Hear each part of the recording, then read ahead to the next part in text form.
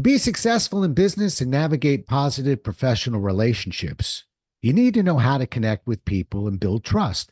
And that means cueing into race relations as well. Let's have ourselves a pocket sized pep talk because business professionals and leaders in the 21st century need to understand the rules of engagement across racial lines to establish trust. And that means learning how to communicate, interact, and engage in ways that aren't racially insensitive and offensive. And today's guest is here to help us do just that. A Pocket Sized Pep Talk, the podcast that can help energize your business and your life with a quick, inspiring message. Now, here's your host, Rob Jollis.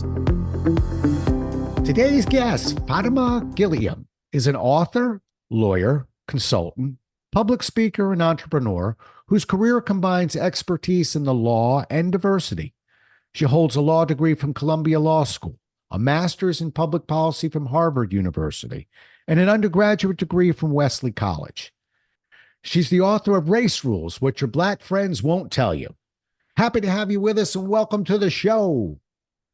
Thank you so much for having me. I'm really excited to be here with you today.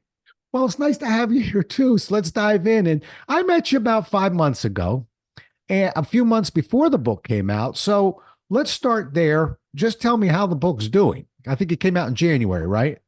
It did. It came out right at the end of January, January 30th. And, I've been happy with the response that I've gotten. I've had decent sales. I have really strong feedback on the book. I'm really excited with the endorsements that I got for the book, and including the book reviews. So I have a positive book review in Publishers Weekly, and another one in Kirkus Reviews, which I know is really hard to get for a first-time author. And then in terms of endorsements for the book has been endorsed by people like Darren Walker, who's the president of the Ford Foundation, Angela Davis, Congressman Jamal Bowman, Rabbi Sharon Brous, Nahid Nenshi, who's the former mayor of Calgary in Canada, actor Harry Lennox, and a bunch of academics as well. So I'm really happy. And then in terms of feedback that I've been getting just from everyday people that have read the book, they're finding it really helpful in terms of removing blinders, opening up their eyes to things that they didn't realize before. And they really appreciate the fact that this is an advice book. Yeah. A lot of books that talk about race and racism, they don't get into the advice piece. And so I'm filling a market void. Perfect. And congratulations. I tell you, the Publishers Weekly one, I've only gotten in there once, but boy, it moved the dial. Obviously, I've tried many times. So it's don't take that one for granted. That's one of your best gets right out of the gate. So keep all rolling. All right. I'm hoping that many of the mistakes that we make fall into what the trainer in me would call unconscious incompetency, meaning a lot of times we just don't know what we don't know. So give me one or two classic examples that you see of people, who mean well, but they just don't know what they don't know. Well, first, what I'll say is that a lot of times, to be blunt and frank, we're going to have a blunt and frank conversation. But a lot of times, white people, because this book is about, race relations and how people interact, a lot of times white people will have an encounter with a person of color and they don't even realize that it was a negative encounter, right? So you could have two people meet up, whether they're having, a conversation, maybe they're talking about business, and the white person can walk away saying, or thinking like, I think we're okay with each other. We're starting to form a relationship. Things went well. Maybe there might've been a misunderstanding along the way, but like everything is okay. And, we're good to go here.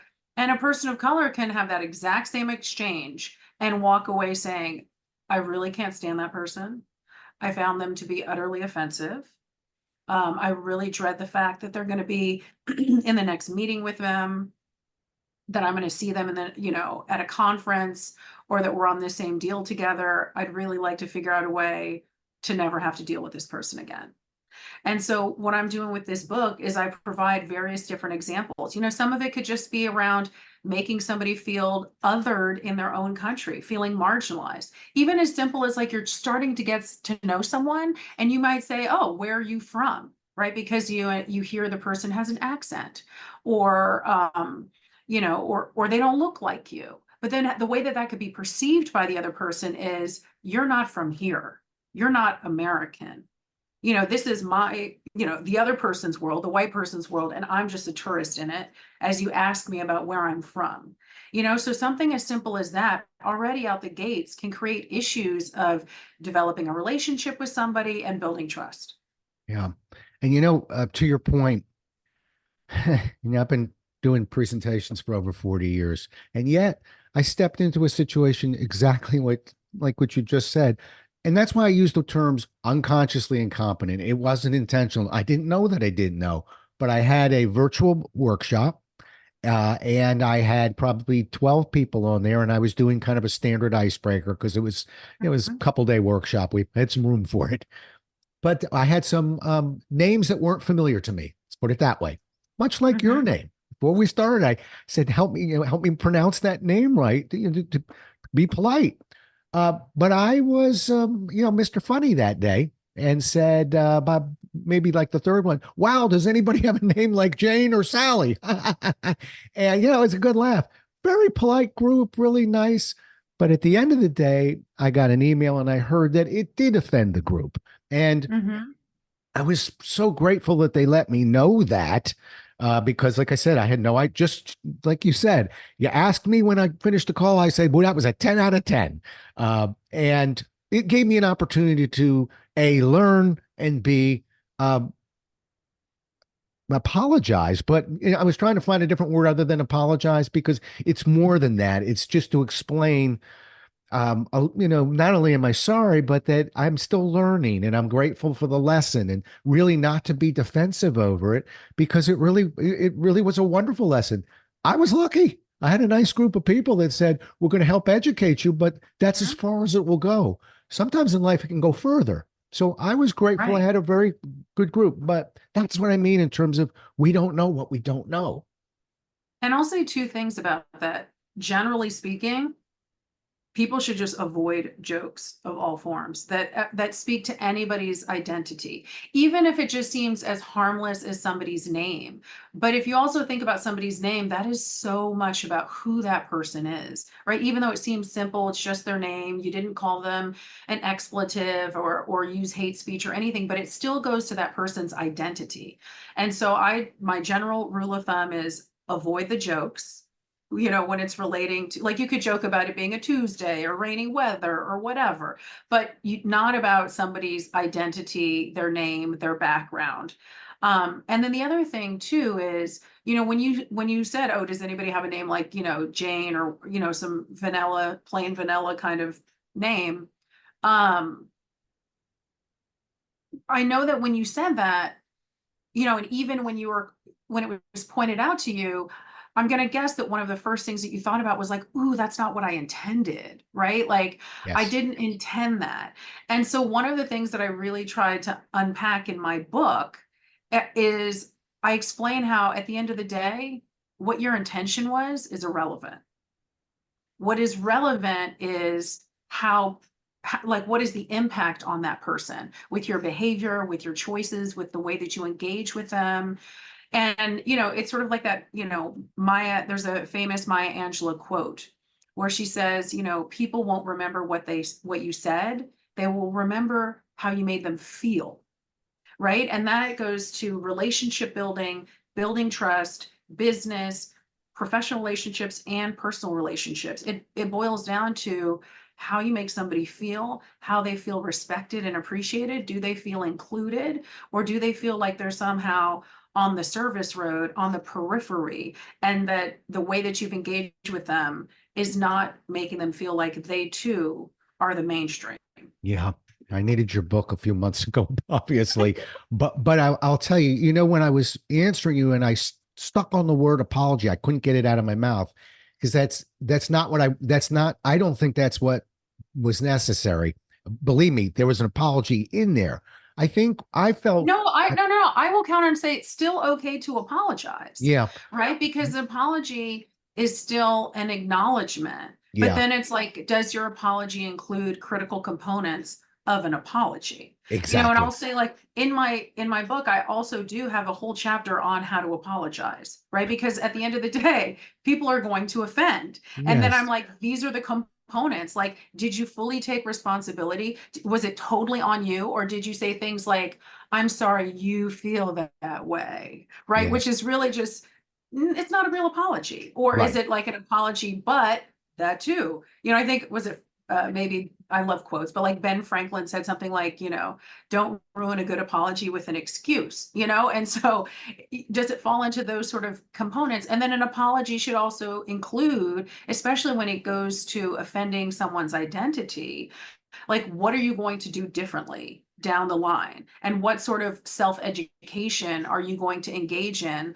so that you don't end up offending the next person? Right. And you took my power away because that's exactly what I ended up doing. I wanted them to know that I'm hearing you and I'm learning from this. And and in there is my apology, but I wanted that out there and not just oh gee, I'm sorry. My brother, when I Right. was little, he used to come in my room and he'd knock things around and eventually he'd break something. He'd look at me and go, hey, sorry.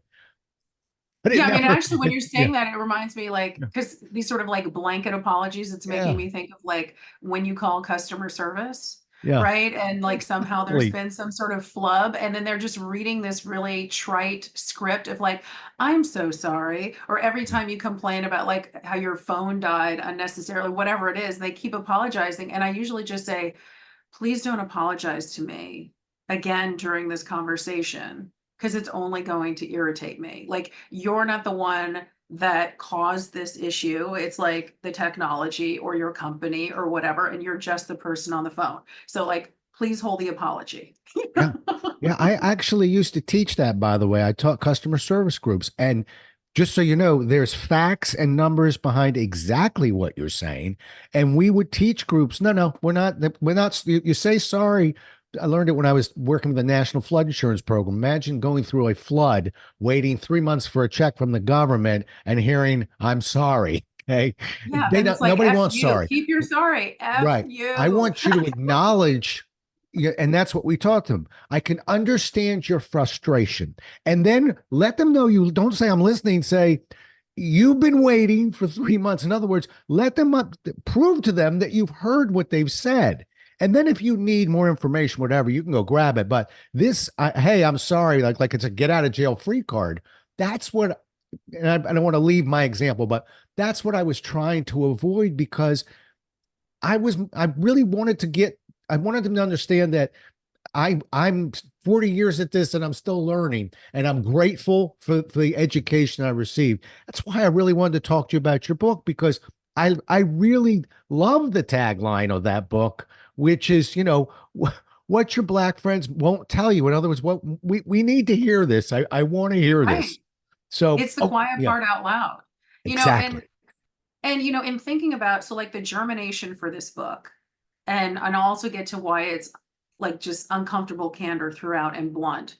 But so about 5 years ago, I was watching the news and it was another story of a Karen going viral for calling the police for no reason. And as I watched this news story, I thought of a bunch of different things. I thought of like the rinse and repeat questions that I get from friends and colleagues and clients throughout my career. I also thought about the diversity consulting work that I do and just the repetition of just like the same mistake institution after institution. And I also thought about the things that white people say about people of color when they don't realize I'm black.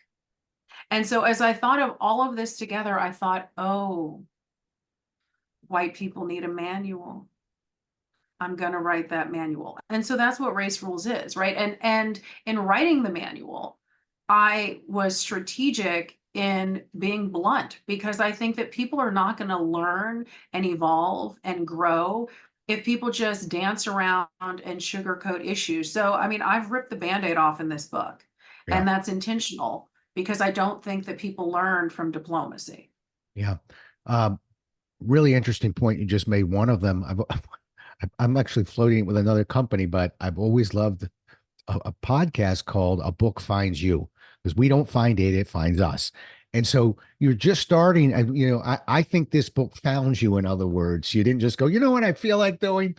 Uh, was there a particular event or moment where you said, that's it? I'm going to start sketching this thing out. I need to get this song sung. I mean, it was literally the day that I watched that newscast. Huh? Like I watched that newscast and I was like, oh, I'm writing this book. Nobody's written a book like this.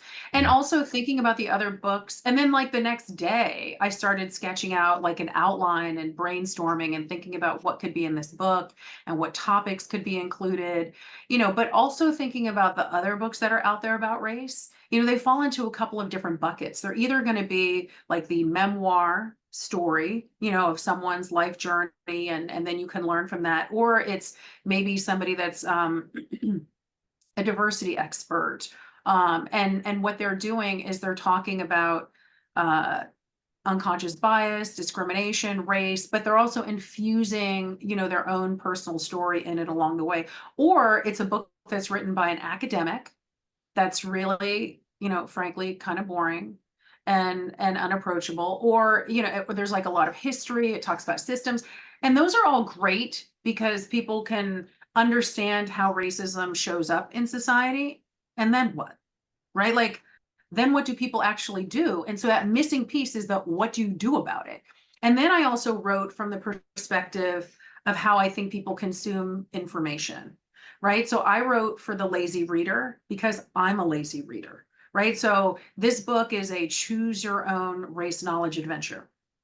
If you want to understand tokenism or how to apologize or cultural appropriation or color blindness or discussions on race or how to define racism or white privilege, voting rights, I mean all of these different topics, they can hop to whatever that chapter is. And if they go to like say chapter 18, which I think might be like the microaggression chapter, they don't have to have read chapters 1 through 17 to understand what I'm saying to them. And then it's like there's a summary, they're like bullet points, there are illustrations because studies show that people retain information more when they see something visual. So there are thought-provoking, poignant, powerful illustrations to sort of encapsulate the points in a chapter. And and so people can hop around. I mean, it's written in a way they could go cover to cover because it builds, right? Right. But my point is I wanted for somebody to have like a reference tool. Like say, for example, maybe there's like an N-word incident, right? And then they don't really understand why the N-word is so problematic. And so they could just go to that chapter. Right. Right.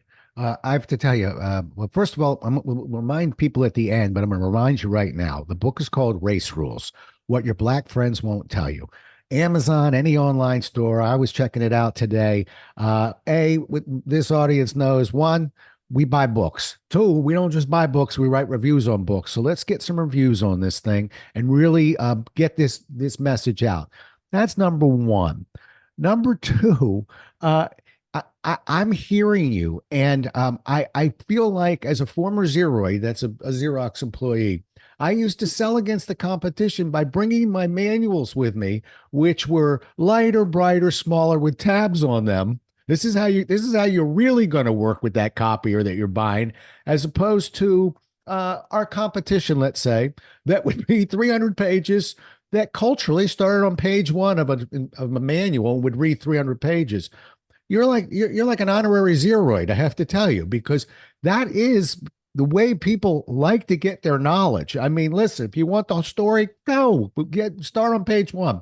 But I like the fact that the way you segment it, because the trainer in me and the speaker and trainer in you says, ultimately, we're just trying to get this information in. And if you want to bounce around and just go to the topic that's hitting you, great. Love that. And I rarely hear that from authors. It's usually, well, I tell a story, and that's okay, but better be a good story, because you're going to have to hold me for 200 and something pages. I think Right. that's really cool.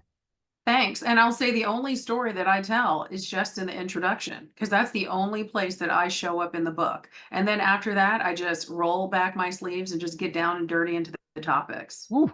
And that is not easy, folks, when you're writing a book. Trust me, because too many times this guy on this side of the mic has been told, got plenty of stories about you there, Rob. How about some stories about your clients? How about some stories?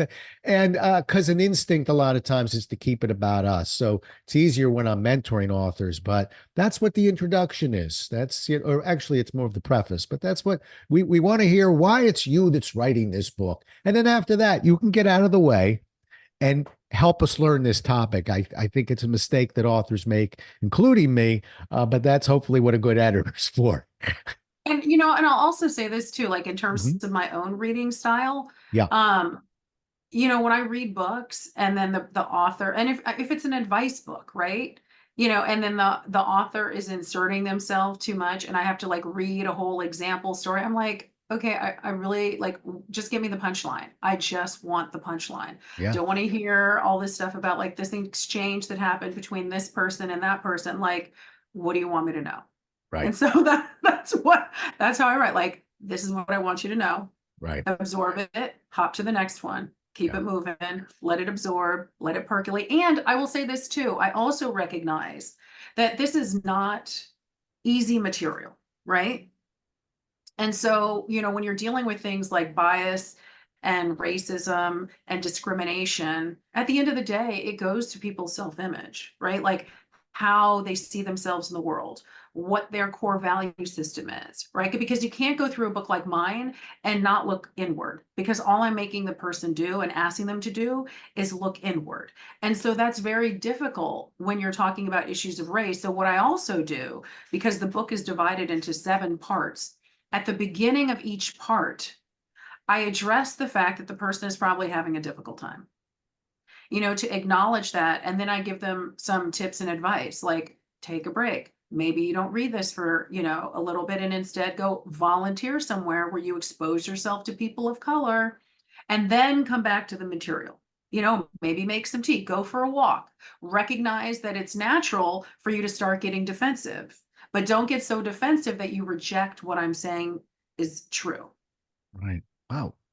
Very, what I appreciate about you is, and I interview tons of authors, is there's a lot of innovation in the way you're doing this. In other words, I really don't know of a whole lot of books that do that.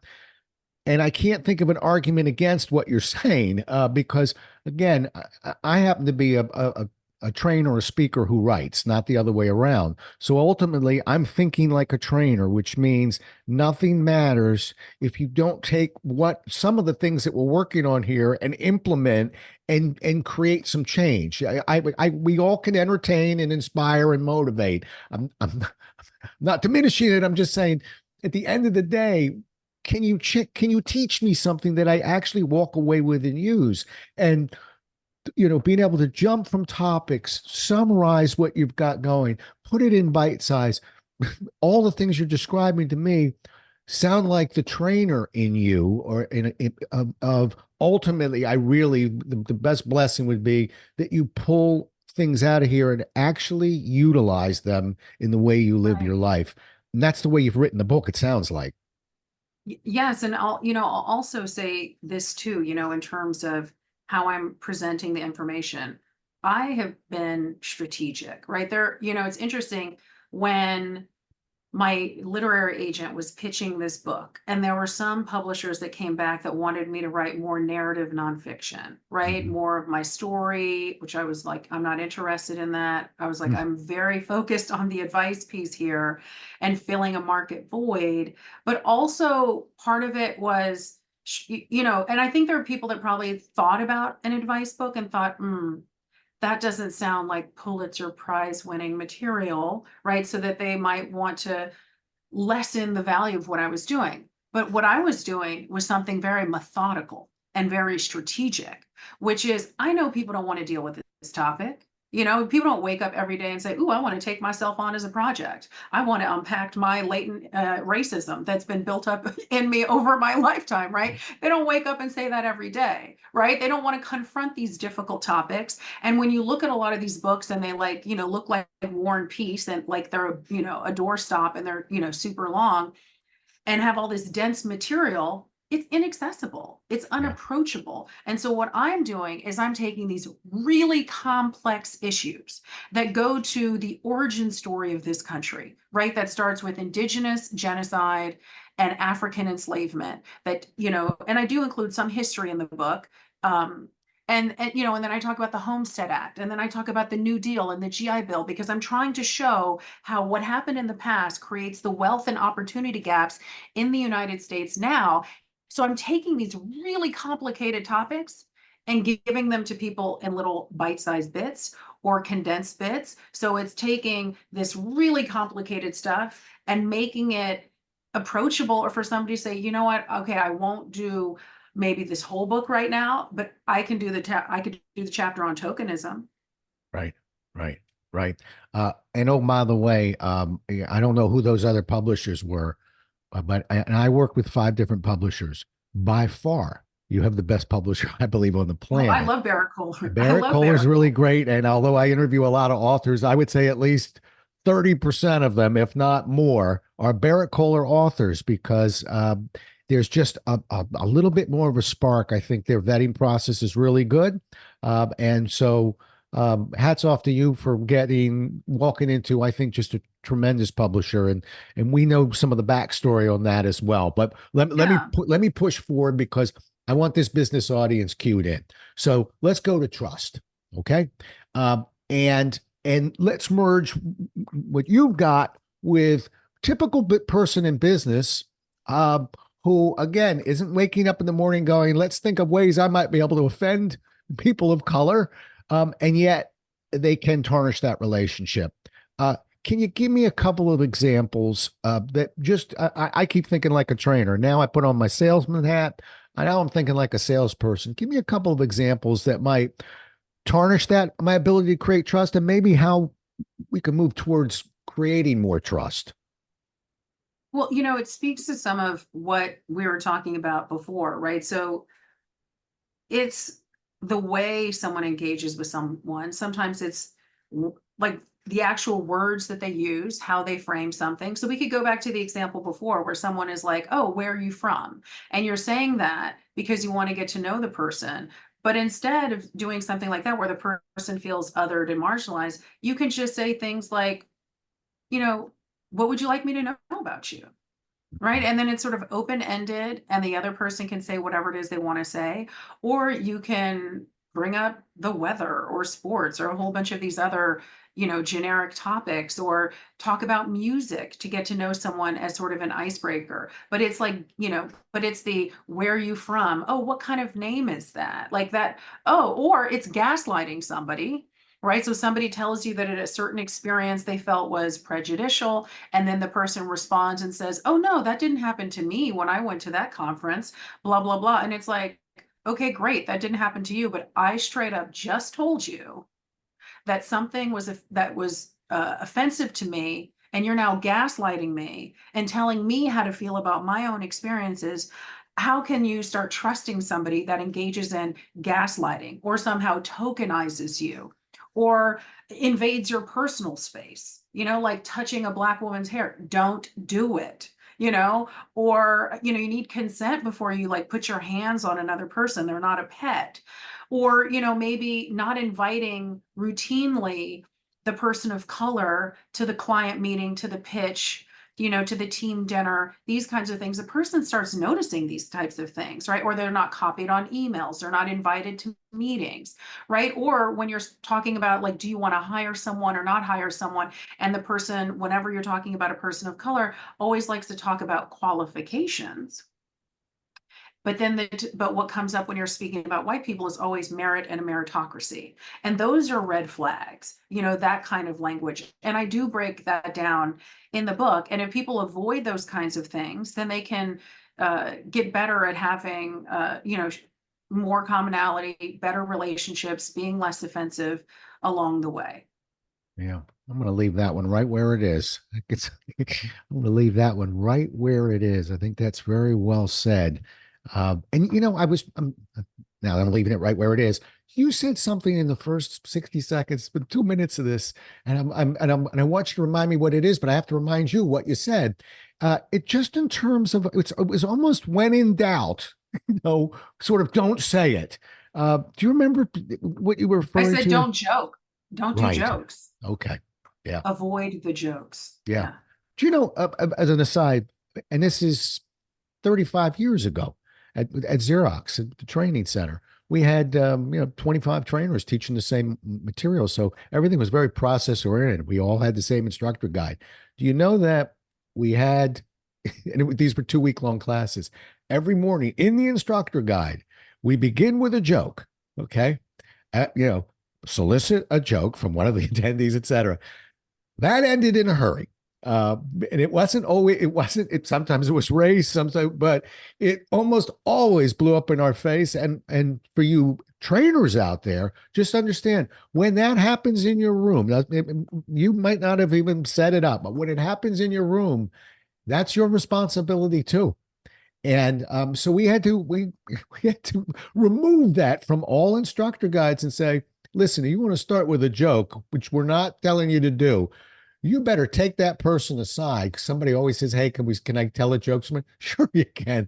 You're going to tell it to me first. I want to hear it because I'm the instructor and these are my children in a sense. But it was, there we were trying to figure out how to keep this thing from getting out of control. And it did in a hurry because keep pushing back.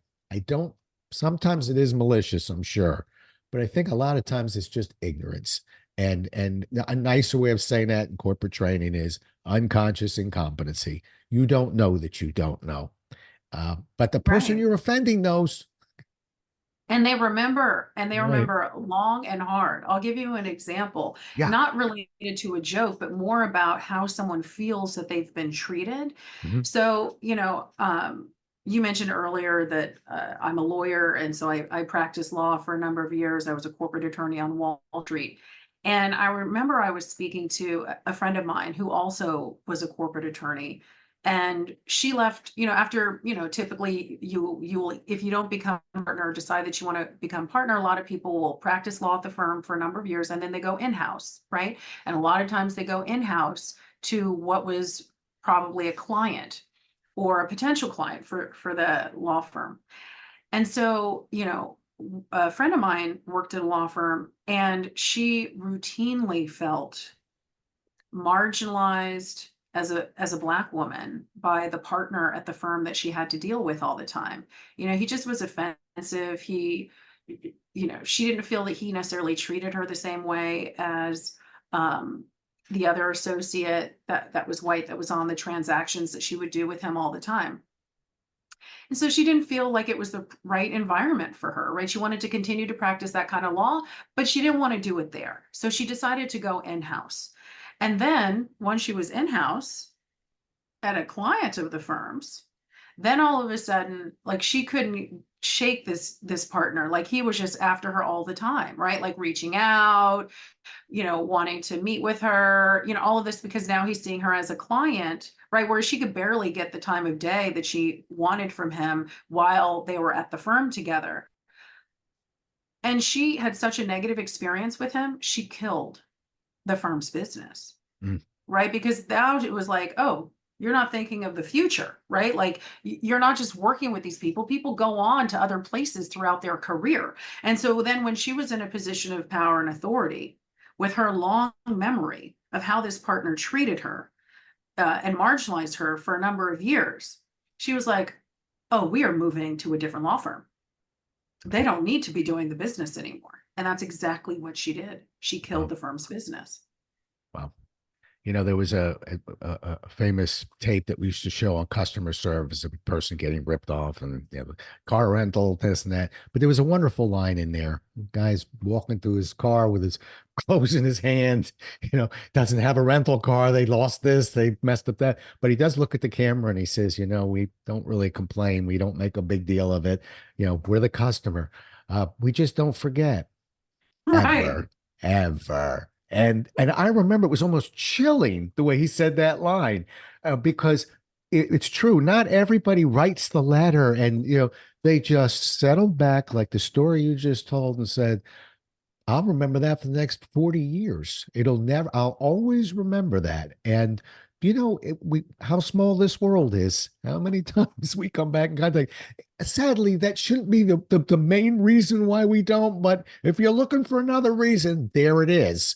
Tell Well, me I'll this. say this. Yeah, Oh, I mean, not just that, like, not just because it's like, okay, you're going right, to kill your business pipeline, right, but there are other reasons why it's important to have a better understanding of race etiquette skills, right? And understand what's going to tarnish relationships, what's going to offend somebody, right, right? Is at the end of the day, your business will not thrive or reach its optimal level if there is not an inclusive environment and form of engagement with how somebody goes about business, right? So like right, looking about like what is a modern day leader? A modern day leader, business person, executive, manager needs to understand how to engage with diverse clients, customers, key stakeholders, um, and on a broad range, in a broad range of different kinds of groups. And if they can't navigate that effectively, then right, that means that they will become obsolete. They are not a company looking towards the future. They are a company clinging to the past and becoming obsolete and irrelevant, right? And so I think it's really about, are you a contemporary modern day organization, right? That's pivoting and moving with the times, because people are going to have all kinds of people that they have to engage in. The other thing too, like thinking about diversity versus an inclusion, right? So diversity is just what's the mix of people that are within your organization, right? So people might want to diversify their organization so that they'll have more people of color, which is separate from inclusion, which is like, is the mix getting along well, right? Are they working well together? And so a lot of times people just think about the diversity piece, but not the inclusion piece. And I'm going to say why this is critical. So there's a clear understanding that there's a strong diversity case, right? A business case for diversity, right? More diverse organizations have higher profits, higher return on investment. They have higher referral rates of people referring people to work at their organization, or client referrals and the like. They have higher shareholder value. I mean, there's just a strong competitive advantage with diversity, which is great for the United States because we have a lot of diversity. We're just not leveraging it. Because right now we're in the middle of a broad scale attack on DEI, diversity, equity, and inclusion. But fine, I've now said that there's a business case for diversity. So maybe someplace says, okay, well, all right, we need diversity. So let's get some, Black bodies in here. Let's get some people of color in here. But then they don't treat them right, right? That right. people feel marginalized along the way. So there's not that inclusion piece happening. Then all of those people at the first sign of opportunity are going to flee. They're going to go someplace else. They're going to go to your competitor. So these rules of engagement in my book, Race Rules, also help somebody interact in a way that can not just diversify, but create a culture and environment of inclusion so that they can get the business and profitable and financial benefits and windfalls that come from a more diverse environment. Because if everybody flees because you offend them along the way, you're not going to get any of these benefits. Yeah. That's why you're the author. I'll throw out an idea and you throw out five. Okay. In sales, we call that a whiff 'em. What's in it for me? Okay. And there's plenty of it. So what a fabulous book. All right, I got one last question. Supposed to be, remember when I started this show 4 years ago, Pocket Sized Pep Talks. These are some big pockets that we're filling. But last question. In your book, you refer to something as Bedrock Race Rule that helps drive equitable decision making. Can you Yeah. explain that to us real fast? Sure. So I mentioned before that I have a lot of these topic specific rules, right? Cultural appropriation, Black Lives Matter, calling the police for no reason, voting rights, apologizing. Those are all very topic specific.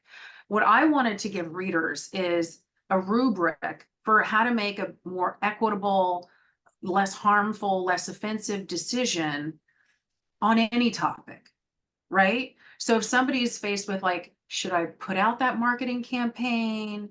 Should I make this decision? Is it going to be helpful? I provide a 3-step approach to making this decision. So like step one, learn to unlearn, figure out what you don't know, right? You have to engage in some external education. Step two, reflect to repair. You need to engage in an internal evaluation around how you made decisions in the past. And step three is act to address. You have to engage in positive action. Because I also am not about hearts and minds ideology, just changing your mind. You have to engage in action.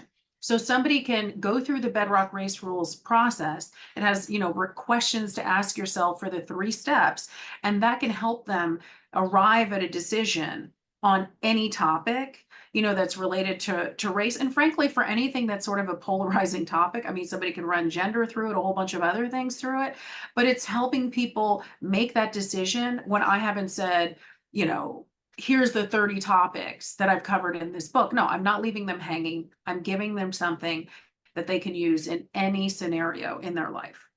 Perfect.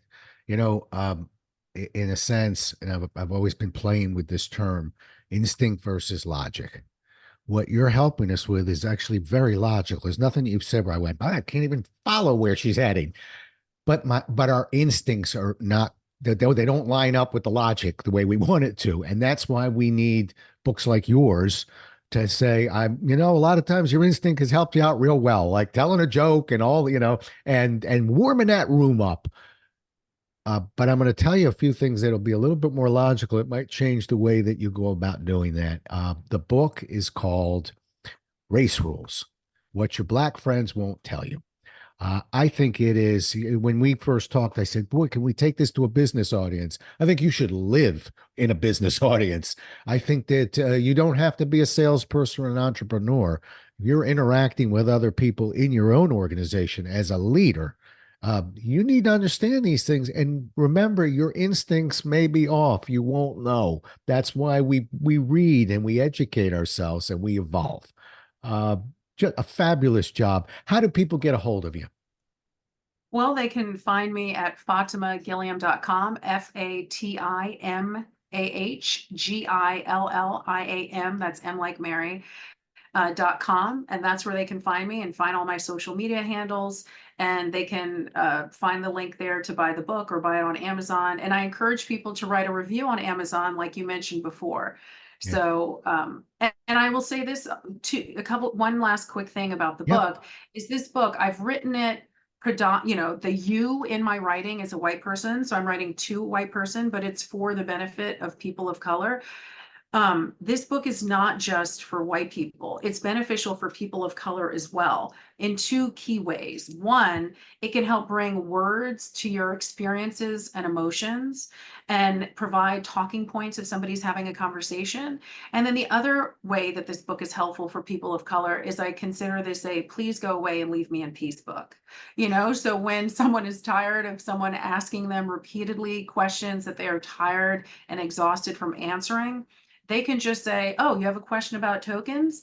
You know what? Fatimah covered that in race rule number 15. Check it out, because I got a life to live, and so it's helpful in that way too. Perfect. And I want to stress again, please, folks, when you read a book, it's wonderful. You have no idea how important it is to an author to get reviews. It changes the algorithm. It makes a big deal. And if you're scratching your head going, really? I want you to think the last time you bought a mop or whatever it was on Amazon and where you went for those reviews, particularly the verified reviews. So get the book, have a wonderful time, thumb through it, and put a review down there.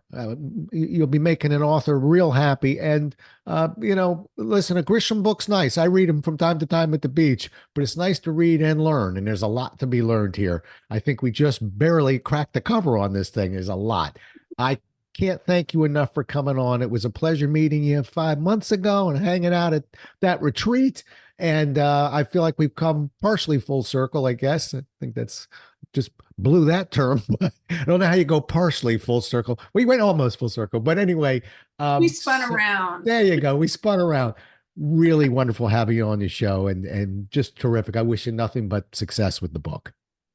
Thank you so much for having me. I really, really appreciate this opportunity to speak to your listeners. Great. Well, we'll do it again as well as we can next time, everybody. Until then, stay safe. Thanks so much for listening. If you enjoyed today's show, please rate and recommend it on iTunes, Outcast, or wherever you get your podcasts. You can also get more information on this show and Rob at jollis.com.